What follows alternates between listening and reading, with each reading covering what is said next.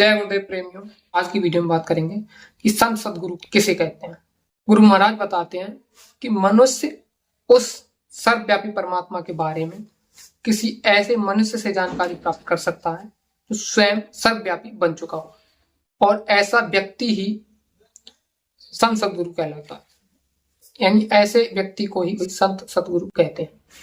सर्वव्यापी शक्ति अपने को मनुष्य रूप में प्रकट किए बिना, यानी वो परमात्मा अपने को मनुष्य रूप में प्रकट किए बिना, अर्थात सदगुरु रूप धारण किए बिना मनुष्य की रहनुमाई नहीं कर सकता। या किसी भी व्यक्ति को समझाने के लिए पहले उसके जैसे बनना पड़ता है, तब उसकी भाषा बोली समझ में आती है, तब उसके तौर तरीके समझ में आते हैं, तब उसका भला कर सकते हैं। इसी तरह वो सर्वव्यापी परमात्मा अपने आप को मनुष्य रूप में प्रकट करके, यानी सदगुरु स्वरूप धारण करके जीवों का हित करता है, उनका आत्म कल्याण करता है।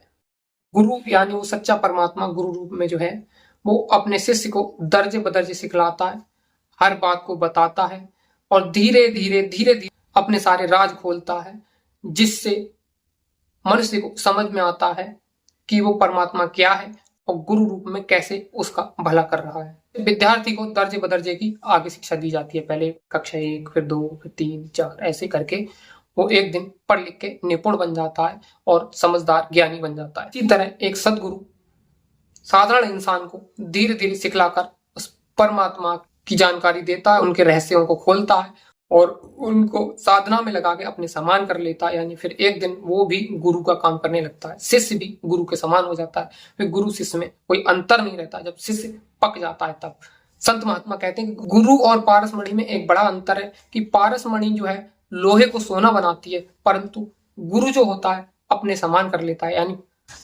अपनी तरह कर लेता है और इसके अलावा कोई दूसरा रास्ता नहीं है। और हमेशा याद रखिए, मनुष्य उस सर्वव्यापी परमात्मा से, सच्चे ईश्वर से सीधे उपदेश ग्रहण नहीं कर सकता।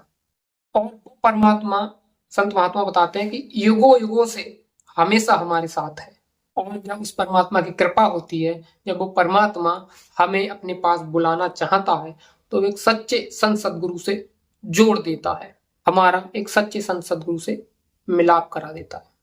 और वो सच्चा संत सदगुरु हमें शब्द से जोड़ देता है, यानी शब्द या नाम की डोर से जोड़ देते हैं वो सच्चे संत सदगुरु हमें, तब हम अपने निज घर सतलोक पहुंचते हैं उस नाम की डोर को पकड़कर। और जीवात्मा उस नाम की डोर को पकड़कर सीधा ऊपर चली जाती है, अपने निज घर सच्चे वतन सतलोक पहुंच जाती है। और सृष्टि के ये शुरू से कानून चला रहा है और हमेशा यही कानून चलता रहेगा। इस कानून को कोई बदल नहीं सकता।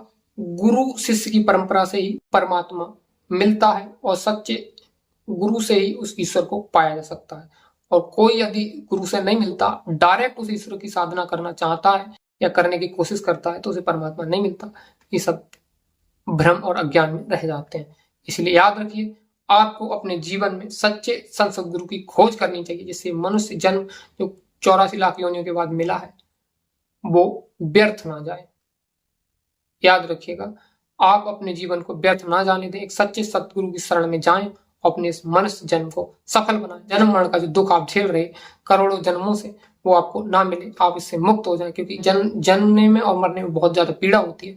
इतनी पीड़ा होती है आप अंदाजा नहीं लगा सकते। इसलिए याद रखिएगा, अपने इस मनुष्य जन्म को व्यर्थ ना करें। एक सच्चे संत सदगुरु की शरण में जाना परम आवश्यक है। और आप जानना चाहते हैं एक सच्चा संत सदगुरु कौन होता है, तो कमेंट कर दें। हम एक सच्चे संत सदगुरु की पहचान भी आगे वीडियो में ले आएंगे।